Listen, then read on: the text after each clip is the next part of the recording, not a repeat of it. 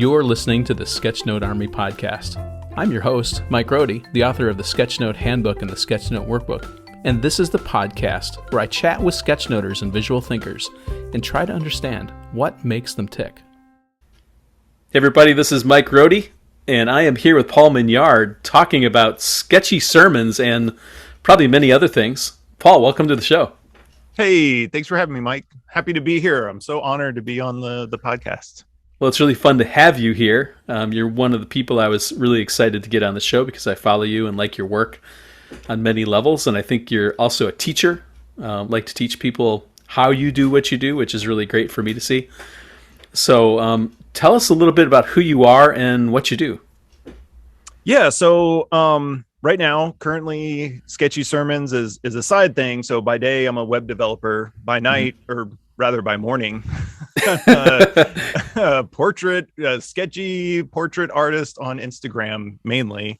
So yeah, no, I spend, it's kind of a work in progress. It's an art project. I try to consider it as, because things kind of keep changing where I focus on. But I started out making illustrated sermon notes, and then it's kind of morphed into that plus illustrated quotes of people saying interesting things, usually in the faith-based atmosphere for the most part. I think lately I've seen sort of the one panels as sort of the thing that I guess maybe you're becoming well known for, probably because it's really well suited for Instagram, right? It's sort of this single thing. You can read the quote. You've usually got text below and your thoughts. So, and then people start interacting with that image and your thoughts in the discussion, which is really cool. Where I think, I do sermon sketch notes myself, and a lot of times the challenge there is because I'm doing like a 40-minute sermon. There's lots of information there, right, for someone to process. So one of the things I really liked about your approach was that you just took this one nugget, this one statement, really focused on it, and made that the center of it. And I assume that maybe you're listening to the whole talk of this person, and maybe you're doing it separately, and then you're just popping up this one image. How does it work? Do you decide on a sermon and then you pull stuff out? Do you happen to hear things and like, ooh, that's really good, stop the presses, let's make something out of that? Like, what's the process like? Yeah, so it's a mix of things. When I first started, it was strictly sermon notes, and the feedback that I got, people liked it and it was cool, but it was just too much. Like, it's just way too much information, especially on social media, because people aren't stopping to admire the view, so to speak. Like, they're watching the billboard through the car window at 90 miles an hour. So right. So I wanted to kind of boil it down a little bit, and I had read somewhere, I think it was Seth Godin, who said, if you're going to buy a book and you can get one good thing out of it, like, it's worth the $20 or whatnot. So I kind of started adapting that. One, to make my life easier, because like you said, sometimes you listen to a 40-minute sermon and there's so much information to process and to go through.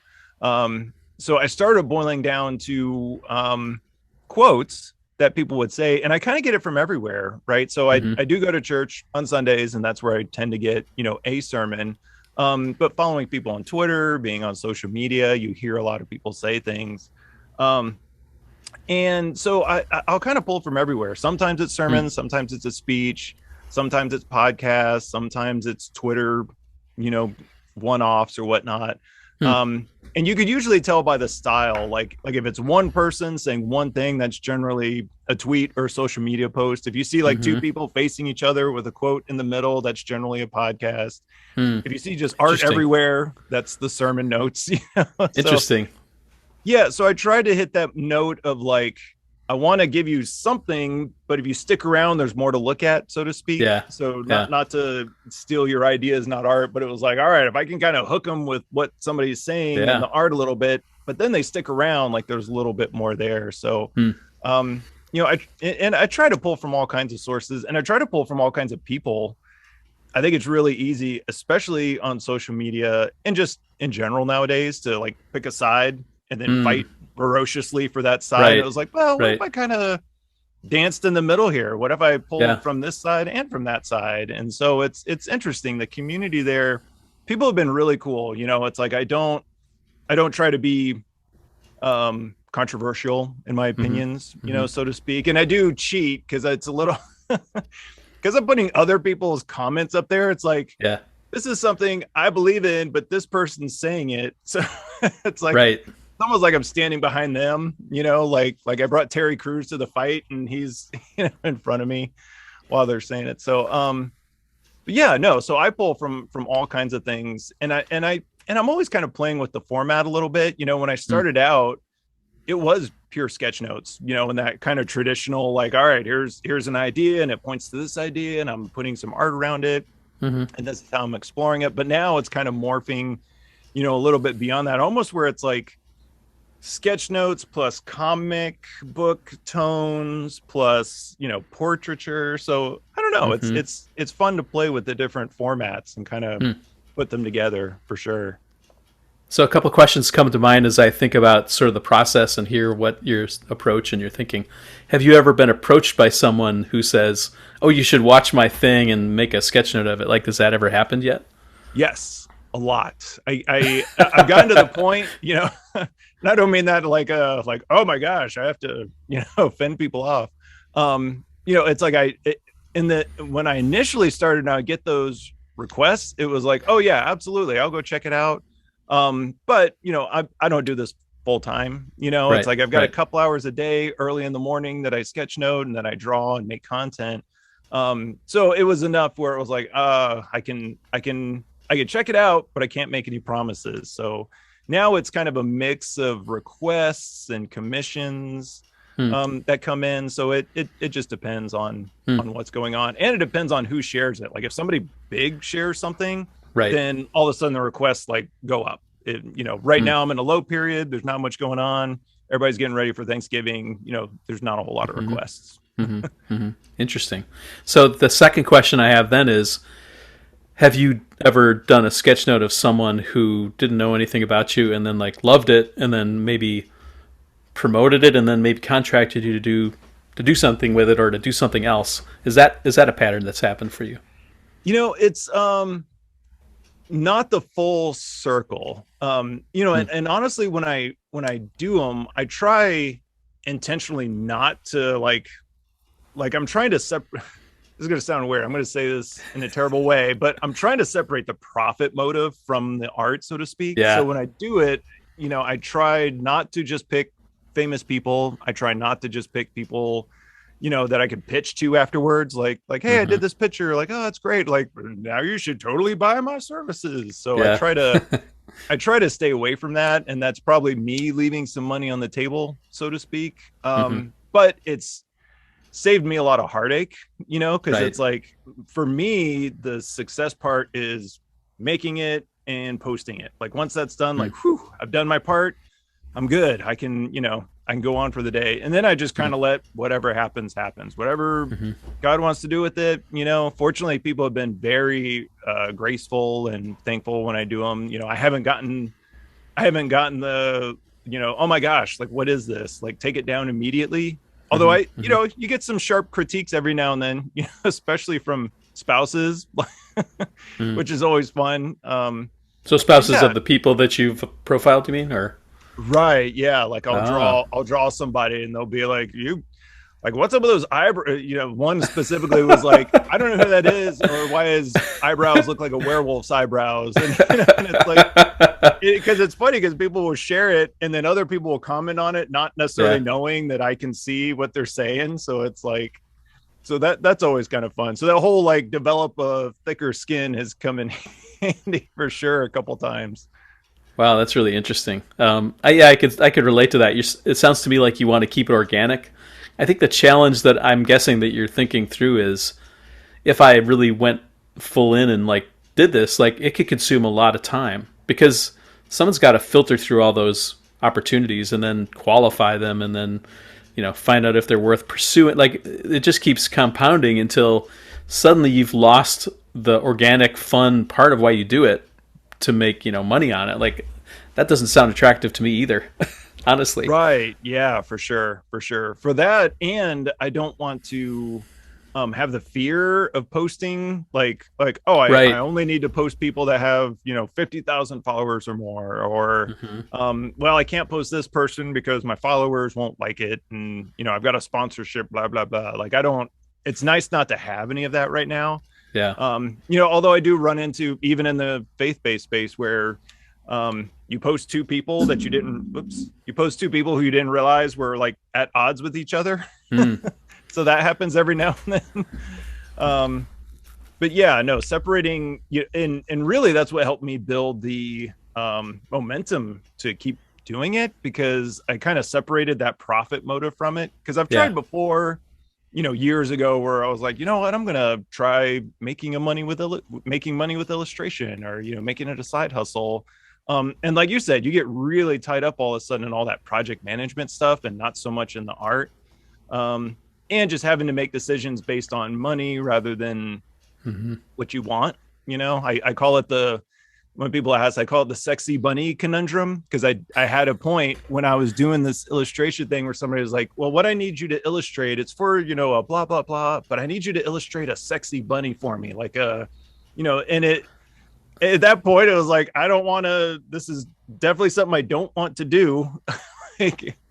And I don't want, and it was almost like, I don't want to do any of it. Like, I'm going to throw all this away and then just go back to, not doing illustration. So when I started posting sketch notes, when I started posting sermon notes, particularly, it was like, all right, I don't want anything monetary from this. I don't want to take anything out of it. And that has really helped the continuity of doing it. Cause kind of like I said before, the success point was posting it, not getting paid for it.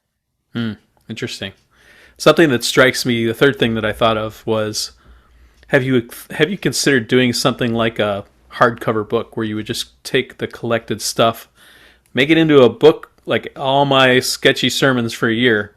I mean, I would buy that. Like, that would be really fun to flip through, right? And it doesn't. So the reason I think about it is that it doesn't make you. Well, it does make you do some extra work, because obviously you have to lay out a book, but all the work's already been done. You're really just organizing, putting a book together, and then whichever platform you're offering it for sale, if that's your motivation, right?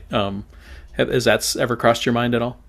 It has. I haven't had a chance to work on it yet. I got in a position where I accepted a lot of work, so it was like that's kind of taken over, like a lot of commissions and whatnot. Because I think the next project I'm supposed to be doing on my own was, I did a series of sketches of women of the Old Testament. Because I had asked a while ago, what do people want to see? What do you want to see more of? And overwhelmingly, it was more female representation. Like, specifically, we don't want to just see a bunch of white dudes, on sketchy sermons, which is a good point. In this space, it's really easy to lean that way. So one of the things I did was a study of women in the Old Testament. And then I'd kind of thrown out haphazardly, like, oh, I should make it a coloring book and put it out. And that response was overwhelming. So that's the next project I'm trying to work on. But no, you've got a great point. Because I mean, I post 5 days a week, almost every week for the last year. So it's like, I'm going to have a few hundred, 8x8 monochrome, illustrations. It probably wouldn't be too hard to like wrap it to a book. I think my thing is, that I think that thing we all toy with, like, okay, well, do I just put it on Lulu and have people buy it, or Amazon, that print on demand thing, or do I run a Kickstarter, or like every time I get into that sphere, it's like I kind of get overwhelmed with what to do with it. So I don't know. No, that's a good point, and definitely, something I'm considering. So we'll see. Hopefully in the near future. It seems like there's opportunities there for print versions of something. Like, you could slice it by, women's sketchy sermons, or men, or I don't know. You could think of different ways to slice it and make small booklets and then maybe have a nice hardcover that you kickstart. I don't know, but that just came to mind as something that entered my mind. And again, it comes back to your first point, is like, is this going to interrupt with my purpose for doing this? And if so, maybe that's not really what I want to do, right? So that would be something, obviously, you'd need time to think about, and that I would definitely think about. But so we're jumping into the what you're doing now part, which we usually do a little later, which is fine. So one of the things I definitely want to hear is the process, because I think sketchnoters want to hear this. I know you've done some videos around your process, which we can link to, but it would be fun to hear you at a high level do that. But before we do that, I'm a big fan of, as everybody knows, of origin stories. So first we'll do an origin story, like, how did you get where you are? And then we'll follow that up with the process of how you produce these. Yeah. So origin. I'll start geographically. So I grew up out west. I was in a military family. My dad was in the Air Force. I grew up out in Las Vegas, where my wife grew up as well. I joined the military, spent a few years there, and now I'm in Lynchburg, Virginia, where I've been for the last 20 years. As far as art, I do not have a formal art education. I was always kind of a drawer in school. Like, I always look back on it fondly, but a doodler, so to speak. Like, I used to, I was telling my kids the other day, like, I used to love when, I don't know if your schools did this, but when you would, like, in high school, you'd get a textbook, and that first day of school, you'd have to, like, bring in all the paper bags from the grocery store and, like, make your own book covers. And I used to love just, like, not paying attention in class and with the Bic crystal, just like decorating like every single space of that thing. So from there, I got into software. So I'm a web developer by day. And a lot of my artistic endeavors have to do with, database diagrams and use cases and stuff like that. And I always had a little bit of an artistic bent, so I could put a little more care into those. So people always commented, they were definitely a little more fun than just the regular like Microsoft Visio squares or PowerPoint or whatever. But really the art part took off for me when I started sketchnoting. Like, when I found, it was almost like your book kind of gave me permission to do things that were always not right. Like when I got to the part, I don't know if it was the talk or the book, where it was like, don't use pencil, use a pen. And that's always been my thing. I've never been a pencil person. I don't like them. And once I read that, I was like, all right, he's speaking my language here. I'm on board. And it just kind of took the pressure off, right? Because I don't know. On one hand, as a 90s kid, if you grew up in the 90s and you were into art, like, you wanted to work for Marvel. Like, I'm going to draw big muscular men for the X-Men and, some comic book or whatever. And I don't know. It was like I had put all that behind. But then when I found your book and when I found sketchnoting, it was like, I can use art in some kind of a professional capacity and not get penalized for it. Like, I'm not just drawing during meetings. Like, I'm actually doing something productive. But where it really clicked was with sermons, because I would find myself, I think like most people, like, you're sitting there for 40 or 50 minutes and you're listening to a sermon, and I would take notes, or even at a time when they had like the handouts with like the fill in the blank thing. But I would find myself drifting constantly, like thinking about lunch or what my task list was or whatever. It's like, here we are, we're opening the Bible and, listening to the secrets of the universe. And I'm like, well, I had Chipotle for Wednesday. Do I want to have Chipotle again today? So it was like, so I started actually drawing and sketchnoting in church. And it really, I found it was fun. Like, I was enjoying it. I found that I was actually listening to the message when I would do that. And then when I started posting it afterwards, people seemed to like it. So it was one of those things where I was like, all right, I think all these things kind of collided together, where I'm doing something kind of interesting here. And it just kind of grew from there. It was really organic. Like, I've been doing this for, I think the earliest one I could find was like 2015. Was a sketch note on the back of like a, tithe envelope or whatnot. And then it was, like, oh, every couple months or something, I'd post my Moleskine notebook and people could see it. And then it turned into like, you know what, I'm going to make a concerted effort to try to do more of these. And then, it just kind of grew from there to where it is today. And it keeps growing. It's like, I don't know what next year looks like, but kind of like we were talking beforehand, like, there's all these paths and avenues you can go with content creation. So I'm just kind of excited to follow the river almost. It's like I almost feel like I'm half in control and half not. Like, the stream is going and I'm in it and I can kind of pitch from side to side, but still rolling down it.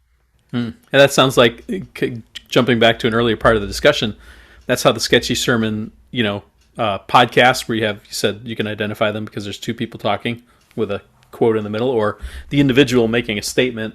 Those sort of organically came out of the sketch notes that you were doing and seeing the reaction and sort of adapting and just sort of feeling the moment, I guess, or feeling where things were pulling you. Is there any kind of skunkworks stuff that you're experimenting with that maybe you're thinking about playing with in the future? Is it pretty much you feel like you've locked into a good rhythm and you just want to keep it rolling? No, I mean, so all right, I'm not drinking the metaverse Kool-Aid, but I think there's something. So I've messed around with some like game development tools like Unity and things like that, and I'm really like this VR, AR, or the virtual reality, augmented reality. Like there's something there, and I don't know what to do with it yet, but I'm at this weird crossroads where it's like, all right, now I've got hundreds of pieces of art, and I've got this skill set where I can make things in 3D and put people in virtual reality. And like, how do we, I don't know. It's like, there's something there. So I'm kind of messing with that, so to speak. I don't think we're there yet with virtual and AR, but it's coming. I feel it. I feel like it's around the corner. I feel like we're in the days like before smartphones, when like the nerds had like the Palm Trios or the, whatever those things were, like the BlackBerry. Yeah. It was like there was a certain amount of people that had them, but it hadn't become mainstream yet. Like I feel like we're there with the augmented reality and the virtual reality stuff, but we haven't had that like breakthrough product yet to bring us there. So I don't know for sure. It's fun to mess with. I don't know. Maybe it won't be anything. I have a history. It's kind of a bit of a tangent. I have a history of like choosing the wrong technologies constantly. Like when I was a kid and it was like Super Nintendo and Genesis, I chose TurboGrafx. I was like, oh, that's going to be the thing. It's like I chose, so when I got in development, it was like PHP or .NET. And I was like, I'm going with Cold Fusion, just all these like, so I could be, I don't know, I could be totally on the wrong side here, but we'll see. Interesting. Well, and you have this interesting combination of skills, right? You have the ability to draw, and you're known for that, and you're also a developer, right? So, being able to get into the tools and understand them and find some way to meld the two, you're probably in a good position. Like the first thing I thought of when you started talking about that, well, wouldn't it be interesting if you could go into, like you think of I think it was the Greeks who had the memory palace idea, right? Where you would sort of memorize things in a positional way. And that was the way they would remember things. I think it's the Greeks or the Romans.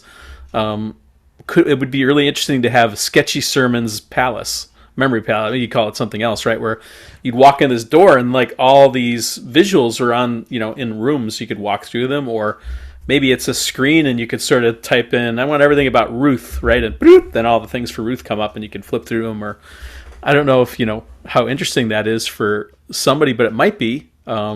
If they wanted to experience your stuff, and it would be a fun project, right? Where you could sort of play with things and see where it leads you. Maybe it leads nowhere. And sometimes I think, we think, often we're sort of tempted to think that experimenting and then finding out things don't work and calling it a failure. I don't think that's always true. I look back in my career and I think of like, as an example, IRC. So I was into like AOL chats back in the day, and then I found about this thing IRC. Like, I could talk to people all over the world. So I started doing that. I met a friend in Sweden, and we became good friends over a couple of years, and eventually ended up visiting with my wife and visiting her, meeting her in person. So and then the thing is the company I joined used IRC all the time, and now everybody's using it. They have Slack or Discord or Teams or whatever your flavor, but it's basically IRC chat, with people, right? It's like foundational to everything that we're doing now in this world, right? And I had the advantage of being early on it, so it became a normalized thing. So I became comfortable with it, and it wasn't weird anymore, right? So all that started with this experiment with doing stuff, right? Even me doing web design for a while started that way. I just was interested and played around with it. And, I'm not a web developer now because it's just a specialized thing that it moves so fast that if you're in the commercial side of it, you could get rolled over pretty quickly, right? You have to really keep up on it. And that's not where my strengths were, but I'm really happy that I did because I understand at least a little bit of what developers go through. And it warns me not to think, oh, it's just an easy change. Like, well, you really don't know what you're talking about, right? Unless you're coding it. It could be a very difficult change because that one little thing that looks easy to you is dependent on like 20 other things that now change, right? That make it complicated, right? So I always think is like any experiment, if I learn something and it brings me through a process and it makes me aware in a different way, that it's a success regardless of what the output is. So, and in your case, for sure, you know, a lot of your experiments have turned out to be quite successful. And it seems like your nose for following the organic path has sort of led you in the right direction. So I think that's pretty encouraging. No, that's a good point. I mean, I'm certainly having fun. That's the thing that I think is maybe the VR AR stuff becomes nothing, but it's like, oh man, well, it was fun to get in there and figure out how to do it. Same thing with, I do a lot of paper products and packaging, like with the stickers and whatnot. And it's just a lot of fun to kind of experiment and see what I can get away with. Like, can I print an envelope and send it through the mail? And it's apparently you can, like, and then it's one of those things like, why is all the mail so boring? Like, it's like you get a mailbox full of letters and you pull it out and it's like just, half a dozen white rectangles. It's like, why is it like this? This should be, like, why don't we have all this amazing? Now it's just a tangent, but there's opportunities. Well, that's an interesting question. I wanted to touch on that because I bought your Ted Lasso sticker. So talk to us a little bit about, I think that was, again, a natural evolution was, hey, I could make these stickers and sell them limited edition. You're doing it all manually. Tell us a little bit about that experience. And then I think the last thing we'll ask around the work is like sort of your general process. So I keep on pushing the process out unintentionally, but there's so many interesting things that are popping up. I'm just sort of following my own organic trail. So let's talk a little bit about the stickers, and then we'll go into your process, how you do these. Okay. Well, wait till you get to the process. It's going to be amazing. It's going to be mind blowing. No, yeah, the stickers kind of turned out. I don't remember where I had mentioned stickers, but I've made stickers in the past. So I subscribed to Sticker Mule on Twitter, and they'd be like, we'll send you 100 stickers for $10. And it was one of those things, like whenever they had a sale, I would just make them. And then just randomly on Instagram on some post, I think it was on a Spurgeon post, the first one, I was like, oh, blah, blah, blah, I should make a sticker out of this. And the response was really good. And so I was like, well, all right, I'll spend $100. I'll make some stickers. We'll figure it out. And it turned out to be a lot of fun. Like, so now I've got this little like sticker workshop over here with like a, a Rolo printer and envelopes and all that. And I found I really enjoyed not only the sticker making part or just everything surrounding it, the packaging, making the experience a little bit better. Cause I've had that before where I've ordered stickers from somebody that I like or want to support. And you literally get a sticker and a business envelope, with a label on it. It was like, well, all right. Like I gave you the $5 and that was the thing. So I wanted to make something when people got it. It was like, oh man, this is neat. This is kind of a fun thing that I'm getting to be a part of. So I'm really kind of enjoying that whole process. Not enjoying the post office part of it because that I'm finding is really complicated and not a perfect situation at all. But no, it's just a lot of experimentation. I wish I had more time to work on it. It's one of those things like you were talking about next year. Like, I think I'm going to amp down my commissions because I think for a while there, I just kind of took whatever. Like when somebody was like, hey, can you draw this for me? And I was like, sure thing. But it's kind of taken up a lot of time. So I'm thinking in this next year to kind of amp those down so I could do more of that stuff because I've got, more ideas. I know I'm mentioning like VR and AR, but traditional products are really interesting to me because I'm a person of the web.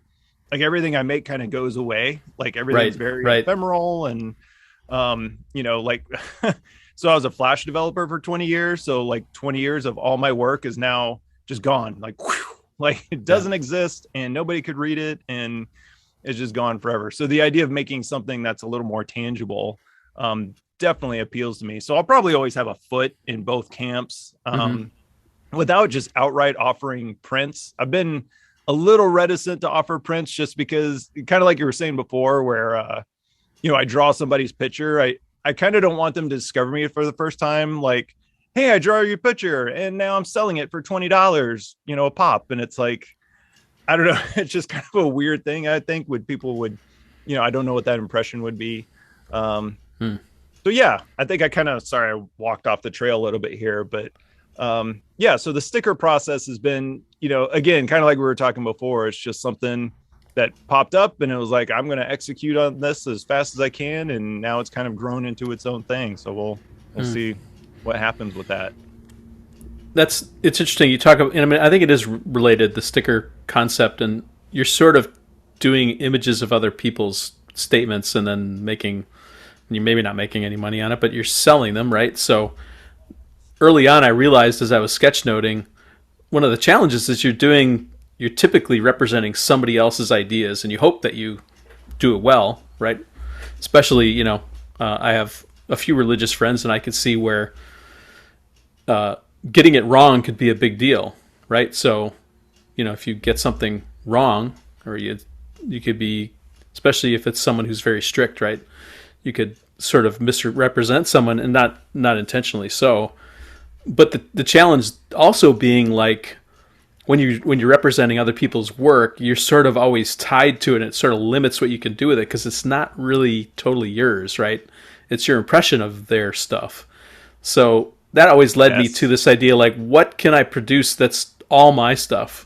Which has led me to doing like more teaching or my own, like I make my own stuff up, and it's not dependent on anybody else's ideas because it's a little easier to do stuff like t-shirts or whatever. So it's a real challenge, I think, for sketchnotists, because a lot of us come into it as doing work to help us understand, and then it moves to, hey, we're doing these other people's work and we share it because it's fun and people like it.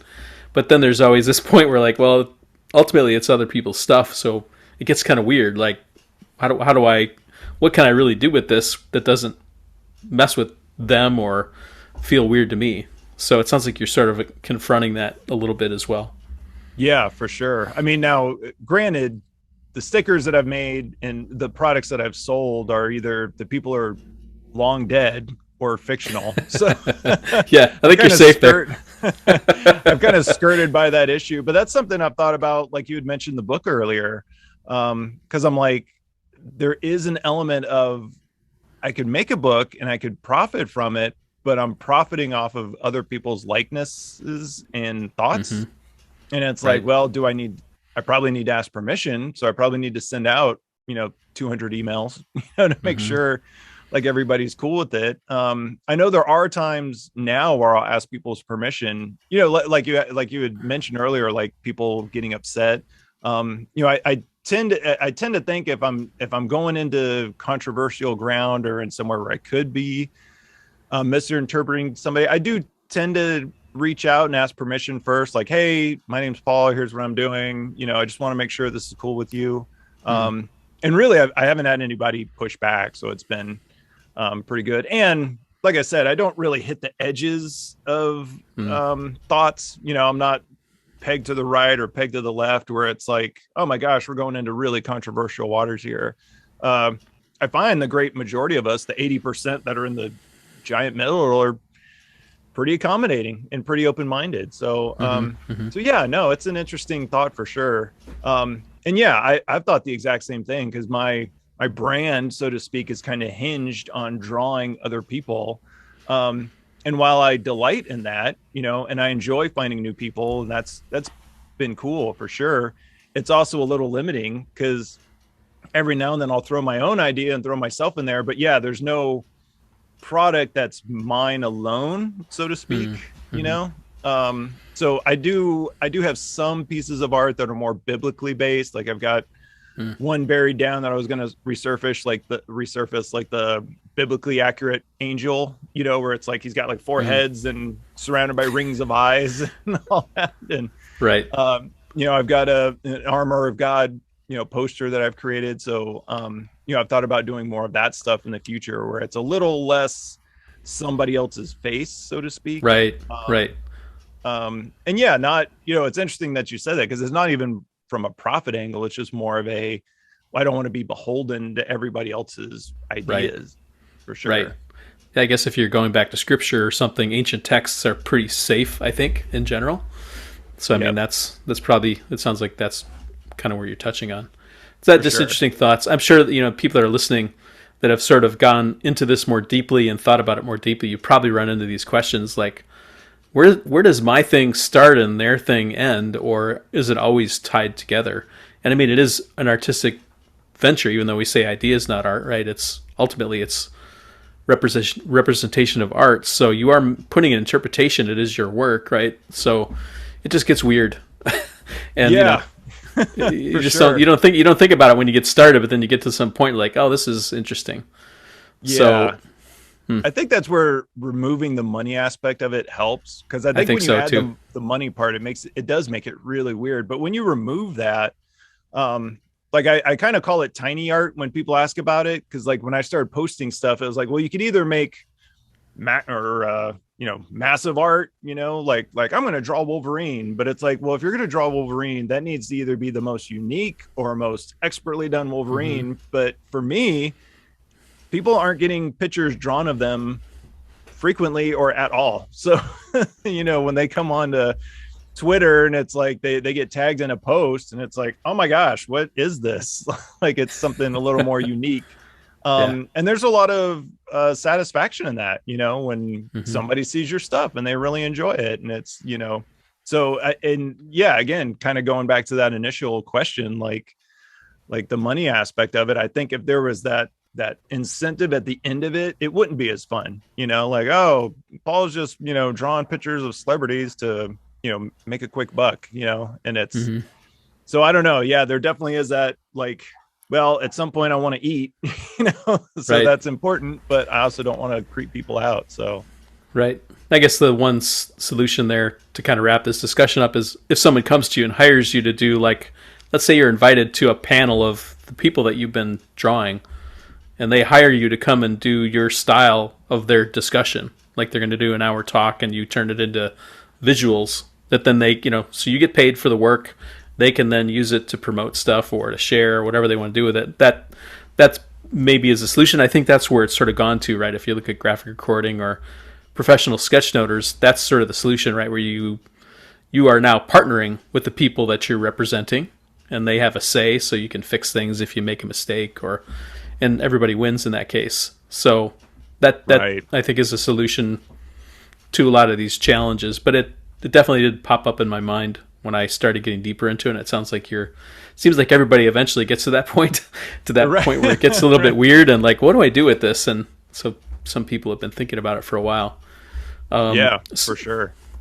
So now the long promised discussion about process, and it's going to be amazing. Talk to us a little bit about, at a high level, what is your process like? How do you begin? What are the tools you use? How do you, like, the whole process from beginning to end for a single one of these sermon sketch notes that you do, or sketchy sermons, I guess? Yeah. So, I'll talk about the quotes because that's the one I do the most Okay. of right now. Okay. And those usually start in a folder on my desktop, and that's as I'm, navigating social media or whatever else, things in my feed reader. Like I take just screenshots of things I find interesting. Hmm. And a lot of times it's resurfacing one of those things. So, in the morning, so I do all my sketchnoting in the morning, before I work, before everybody gets up. I've got a solid block of time between like 5 and 7 where it's like, all right, I Mm. can draw and, take care of this stuff. I'm generally kind of digging through the folder, seeing what's hitting me, and what's relevant. When I find something, um, or if I just happen to come across something Twitter that's relevant for the day, it's like, all right, well, that's it. We found it. I generally try to find a reference of the person. I try to stay away from photos if I can. And video is a big one. And fortunately in this space, when you're talking about, Christian speakers, there's generally video, especially now in COVID, everybody's on camera somewhere. Especially when you're talking about pastors, it's like, oh, if you need reference, here's 50 hours of, video for the last year in any outfit and any, whatever.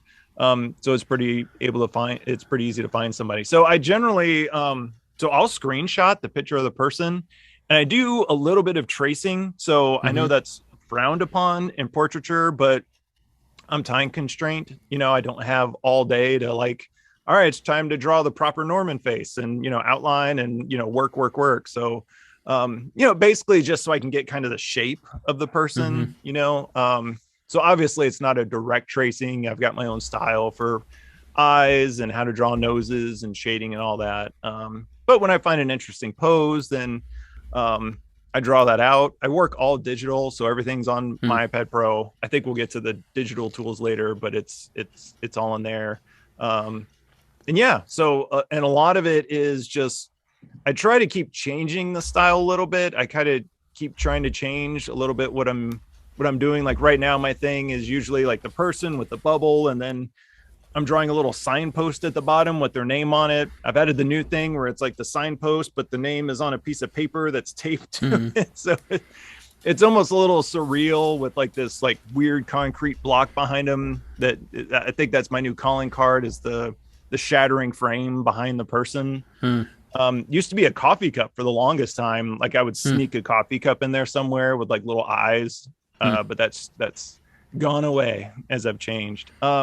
And then since I work digitally, it's really easy to export it out, post to different social medias. What I'm not great at doing is updating my website with the work, you know, where it's like where it should live permanently, but I'm just not there yet. So, so yeah, that's in a nutshell my process. I mean, we can get into the actual like technique part of it. It's I said it was going to be amazing. Spoiler alert, it's not. You know, I start with my lines. So one thing of note is I am colorblind, so all my work is pretty monochromatic. Okay. For good reason, because my color choices would be awful. Like I've got like a red grain deficiency. So if I were to choose skin tones and things like that, apparently they're very green and just not very appealing. So I kind of shy away from that. So everything's tones of grays. So I work at Procreate. I draw out my lines. I can make a new layer and I just kind of do flat fills for everything. And from there, I'm able to manipulate the opacity to change the shade of gray, basically. So the file you wind up with at the end is basically lines. There's a shadow layer that I'll draw, and then the flat fills underneath for the different things. So some of my style, or pretty much all my style, is out of inability to correctly see color. So it's I think it makes it recognizable in that sense, because you know, because I don't use color, but it's and it also saves me honestly a lot of time, because I've seen people do like traditional painting in Procreate, and the time they take to do that is insane. Like there's no way I could do 5 pieces a week painting. I don't even know if I'd be barely able to get 1 piece a week done painting. So yeah. So take your disadvantage and make it your advantage, right? So I think that's a great use of that opportunity. Yeah, and it definitely does set your style apart for sure. So I think that's great. No, that's thanks. Yeah, no, it's been interesting. It's been good. You know, the posting constantly has really helped my style, you know, because like I said before in the origin story, like I've been a drawer for a long time, but nothing has accelerated my growth and increased my style than just consistently posting stuff on Instagram over the last few years, for sure. Interesting. That's really good to hear. This episode of the Sketchnote Army Podcast is brought to you by Concepts, an infinite canvas sketching app built for tablets with a stylus, like the iPad Pro, Microsoft Surface, and Samsung Galaxy Tab. Concepts' infinite canvas lets you spread out and sketch in any direction.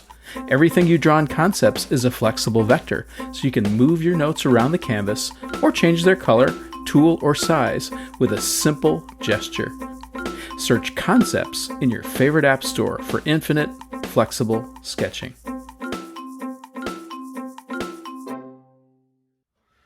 Well, let's shift into tools since we're right in that zone. Talk a little bit about if there are any analog tools. Maybe you don't use many analog tools, and then you sort of tipped your hat at some of the digital tools. What are those tools that you like that maybe someone else would be interested in checking out? Yeah, so for the longest time, for analog tools, it's basically Moleskine notebooks. Like I like the flexible ones with the craft covers on them. Okay. I've always liked Moleskine, just for some reason, like a white page, that whole like white page syndrome kind of got to me. Like I don't want to mess it up. And for some reason on a Moleskine, I could just jump in and start messing with them. So I've got a number of those, and that's what I would actually sketch on. Or initially, when I was doing sermon sketch notes at church, that's what I would use to draw all those, especially those little pocket ones that you can just kind of throw in your back pocket and forget about. I'm really particular with pens. I don't use pencils at all. I try to avoid it if I can. I try to, buy like the fancy Palomino Blackwings, but it just wasn't It was like, this is like every other pencil I hate. So I just got like a $20 box of pencils that I'm not using. So I'm really particular to pens. I really like brush pens. The two that I use the most, I think I've got them over here. There's this one. It's a Pilot. I don't know what it is. Let me see if I can get it to focus on it. It's get in there. It's not going to do it, but it's a Japanese brush pen, but it's black on one side and gray on the other. Oh yeah, I've used one of those before. I can't think of the brand now, but yeah. Yeah, I know, and I can't read it. It just says Pilot, and then it's a bunch of Japanese writing. But I really like that one. The other one is I think it's the Pentel pocket brush. I don't think it's right. That's the one I have. Brush. I think, yeah. Yeah, I mean, I really enjoy that like dry brush Japanese type look. I like the lines where you can go from like that super tiny line. I really enjoy sketching practice with these, like where you just take a picture of like an animal, like a rhinoceros or something, and just try to like freehand it. I really enjoy that. But with COVID, with working from home, with not leaving the house ever, it's the analog tools, it's almost all digital because I just don't need them as much. So digitally, this is the boring part. I use an iPad with Procreate. I bought 1,000 brush packs. I don't use any of them.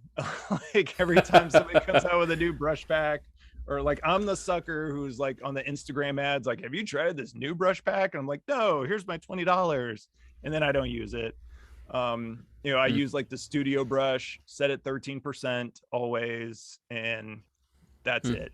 Like I never change anything. So I tend to, once I find a tool, I tend to stick with it. So yeah, Procreate. I have tried Fresco. Is it Fresco or Fresco? Yeah, Fresco. Yeah, it's Adobe's app, I think, which is sort of mixes vectors and pixels in some interesting way. Yeah. I've tried to get into that one a little more because I know, like my vector flow. So I generally work in raster, but every now and then I'll want to put something in vector, and it's like, well, I'll do it in Procreate, and then I'll like export it really large and image trace, and try to clean it up that way, but it's always kind of a mess. So I'd love to do more stuff in there, especially with some more like poster type stuff. I don't know. I really like that almost like that concert poster. Like, I don't know if you've ever seen any of Brian Yap's work. I think he's a project manager at Adobe.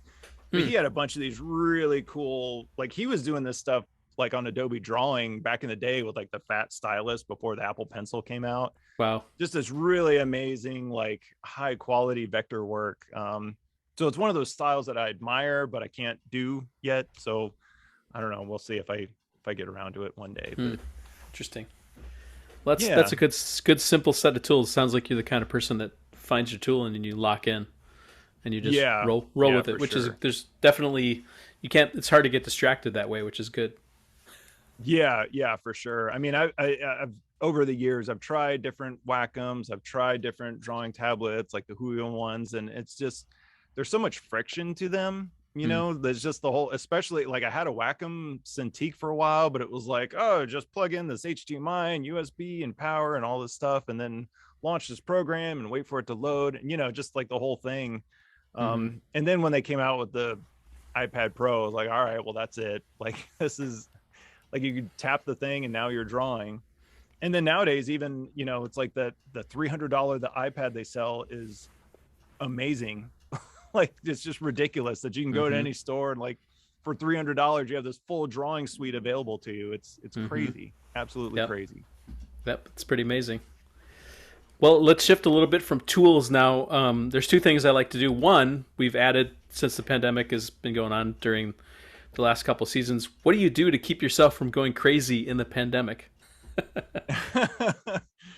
Well, it's funny when it first started. Let me say I'm very fortunate that as a web developer, I don't need to be in the office. Like, I don't need to be there. I don't have to deal with that. I kind of did like a lot of developers did, where we started working at home and building our setup, well, let me concentrate on getting a good monitor and getting a nice camera and doing all this. So I've actually really, for me, being able to work from home, not having a loss of income, it's been really fun kind of exploring this new world of content creation, because it's almost shifted the gears, so to speak. Like, all right, I'm going to be working from home, and I don't know if this is going to end for us, because I think the companies are kind of like, we don't really need you to come back. Like, Mm-hmm. like you guys can stay at home.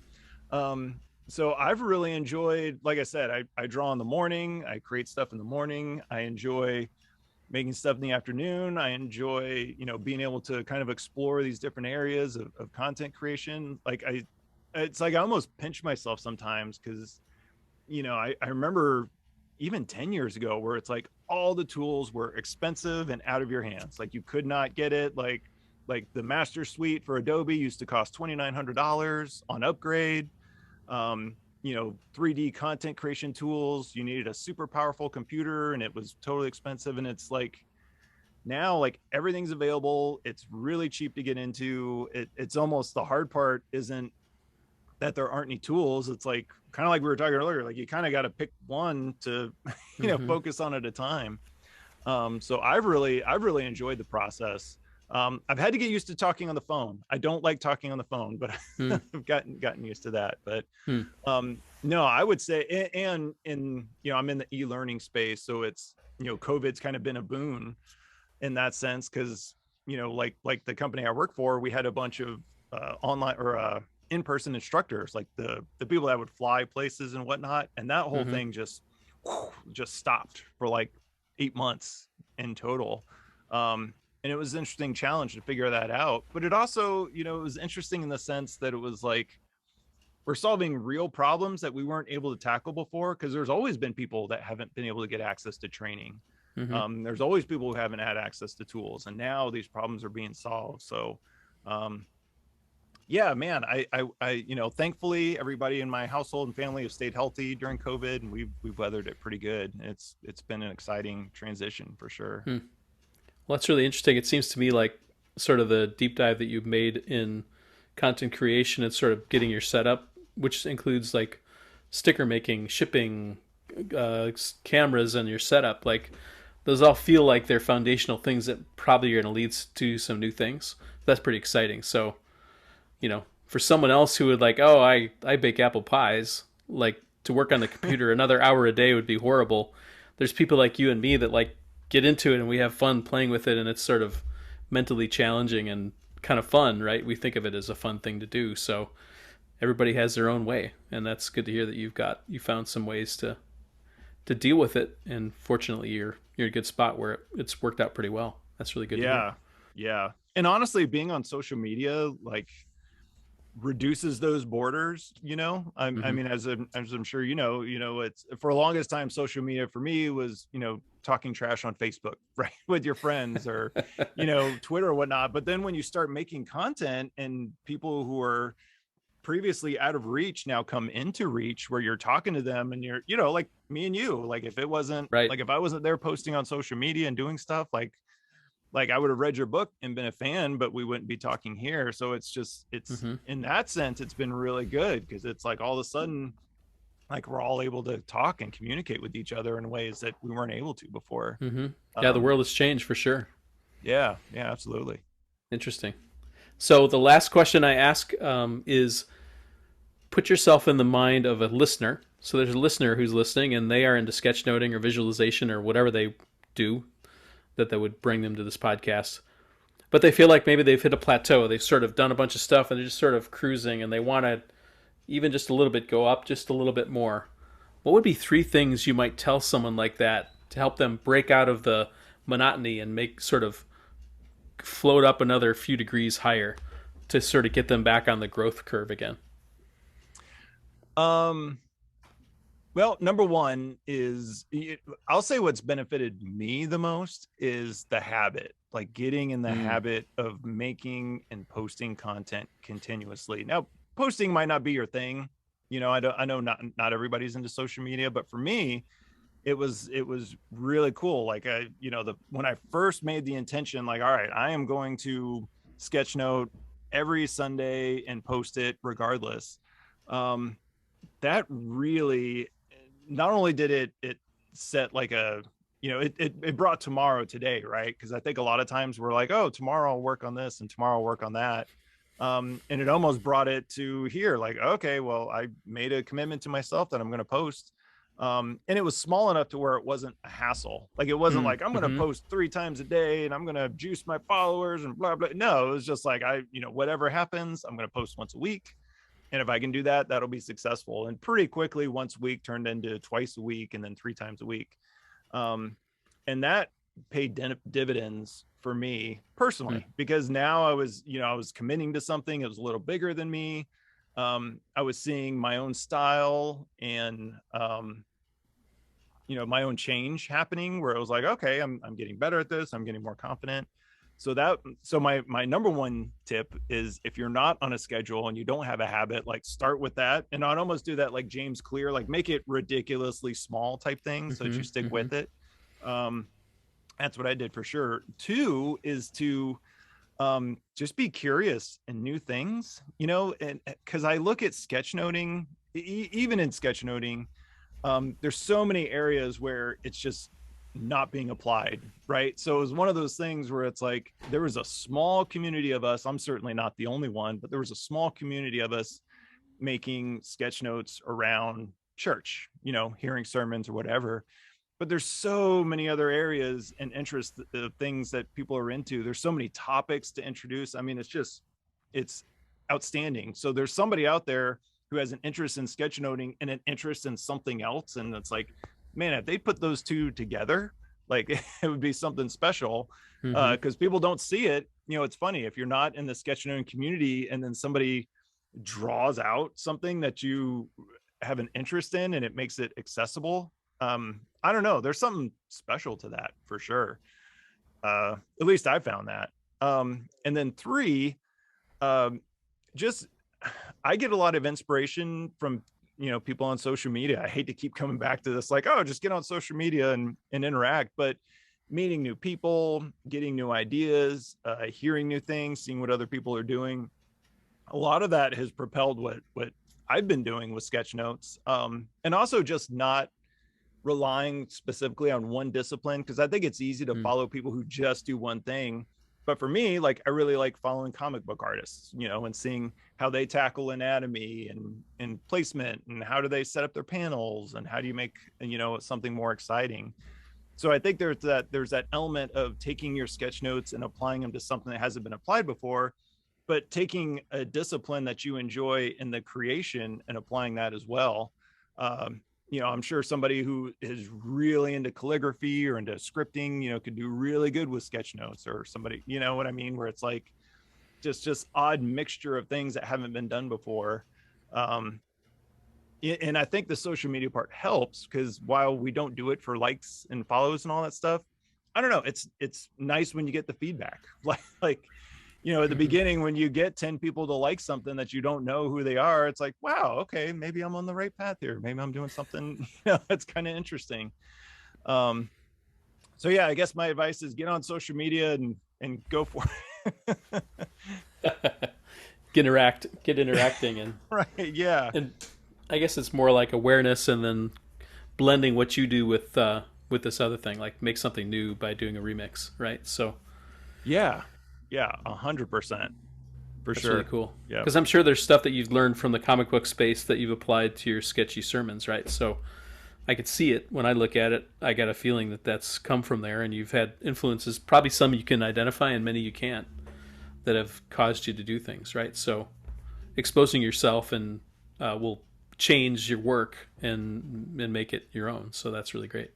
Yeah, for sure. I mean, that's one project I haven't gotten to that I've teased a few times, and it was an idea that I threw out on Twitter. I was like, what if all the pastors, we lumped them together as like a superhero team, or reimagine them as the Avengers? And I got so many comments about like, oh, this person would be Wolverine and this person would be Spider-Man, and it's totally ridiculous and it's silly, but it was like such a neat exercise to think about. Like, let me take this world that, like surprise, I'm into comic books, like this world that I enjoy with this other world that I'm interested in, and like mash them together in a way that hasn't been done before, which is a little scary because I haven't done like action type content before. So it's a little bit of a learning curve, but I don't know. We'll see.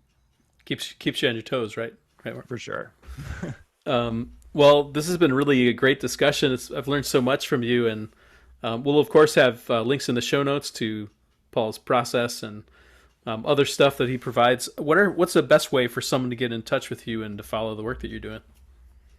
So I'm probably Instagram's the biggest one right now, but I'm on Facebook and Twitter, the big three. I'm not on any other social media or my website. I don't post there as often, but that's where I sell all my stickers, and there's a contact page which has my email and all that stuff. So I'm pretty easy. If you put a red number on my phone, I'll come check it for sure. And that's sketchysermons.com is the site. Is it the same for your handle for Instagram? Yep. Same handle on Facebook, same thing on Twitter. Yep. Got it. Well, that's really great. Well, thanks so much for all the work you've done. It's really fun to see how you've grown, and you've done it in public, and you're open and sharing and teaching. So that's really great to see. Thank you for making time to share yourself with everybody who's listening and watching. Paul, it's been really good to have you. No, thank you for having me on. This has been a real treat. I appreciate talking with you, and man, I feel honored. Thanks for having me on. With the lineage of guests you've had, I'm like, well, it's an honor to have you here. Yeah, you're part of the pantheon of Sketchnote people, so it's good to have you part of the crew. So, for everyone who's listening or watching, this is another episode of the Sketchnote Army Podcast, and until the next episode, we'll talk to you soon. The Sketchnote Army Podcast was created by me, Mike Rohde, and brought to you by Rohdesign Studios. It's produced and edited by Alec Polianis of Amp Creative Studios. The theme music was created by John Schiedermeyer.